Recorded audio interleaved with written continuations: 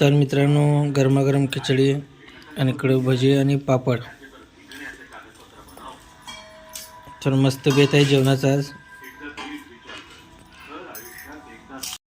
तर मित्रांनो, या सगळ्यांना जेवण करायला. तर इकडे मी, सोनाली आणि इकडे आई विलास असं बसले. तर या जेवण करू सगळेजण. आणि आजचा व्हिडिओ इथंच थांबवतो. तर चला, बाय बाय.